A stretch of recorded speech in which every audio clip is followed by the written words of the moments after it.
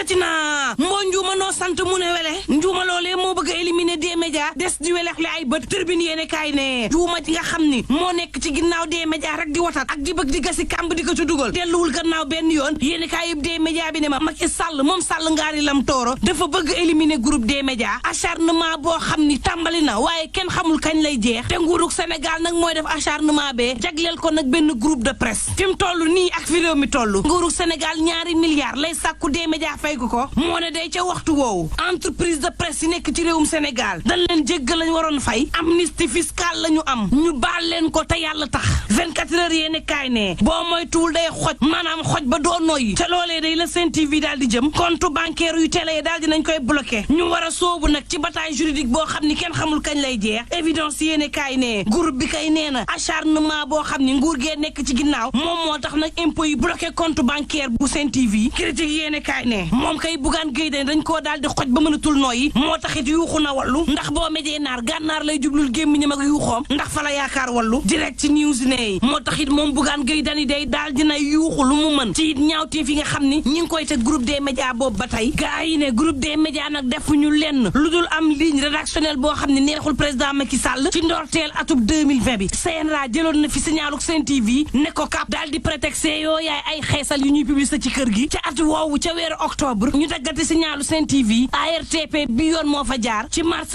2021 bii ci manifestation yi fi amoon CNRA ñëwit moom it daal di dagg signalu Sen TV lépp rek ci neexal Macky Sall El Hadji Gabou Sarr bu conseil d'administration bi ne xeex a ci des fi mu ne lu jot na gannaaw dee xeex ak nguur gi nag ñu teggi seenu tànk ci acharnement gu metti gin jëmale groupe des médias moo ci des 24 heures yéene kaay ne waxtu woowu dee kaw gaa ngay jooy ndox mu sell Mamadou Lamine Diallo di ko naqarlu te xamul ñu ni nag ndakaaru jël jóob gii fii nag la ndox mu sell raaree fii la ndox mu sell chéré fii ci réewum Sénégal it Sud Quotidien dama fii lay scandale di jaba jolle politiciens yi nag ku ci nekk ak la nga xalaat ci loo xam ni mën na tax assemblée nationale amuk dal ñaawteef yeeg scandale yi daal di fay wàññeeku ba faw El Malick Ndiaye bu Pastef ne li ëpp solo moom moo di règlement intérieur bu assemblée nationale ba faw ñu soppi ko Déthié Faye ne nañu jël scrutin uninominal bi def ko muy priorité wal joojo Ndiaye ne faaw nag ñu yokku daan yi ngir scandale yi wàññeeku ci assemblée nationale waa ñoo lànk moom nee ñu seen wax du ci bëri ñu lu njiit njaag ci jafe-jafe yi am ci assemblée nationale président Macky Sall moo cay njaag Fatoumata Ndiaye Tampidey nee na léegi Fouta Tampani libération ne ma moom Fatoumata Ndiaye mi fi doon xas président Macky Sall léegi nag moo koy taggal ay maamam nee na Fouta Tampani ndax président Macky Sall ma ngay liggéey critique yéene kaay ne ma ne bu leen fàtte nag rendre hommage Bruno Diatta moo taxit cardinal Théodore Adrien Sarr ca xew ma daal di ne ni génération gu yees gi war nan jàng nag ci Bruno Diatta amuk engagement pare ngir jàppale seenu réew attention sénégalais yi war nañu def attention moom cardinal Théodore Adrien Sarr moo ko xamle li may gis ci réew mi daf maa neexul benn yoon jàpp sutura jàmbur yi di xaawi loo xamal nit daal di koy génnee lii baaxul moo taxit le témoin yéene kaay ne ma ci coowal Bougazelli bi day ña nga tàmbalee na xool ñan ñoo génn vidéo bi ngir rëq seen digg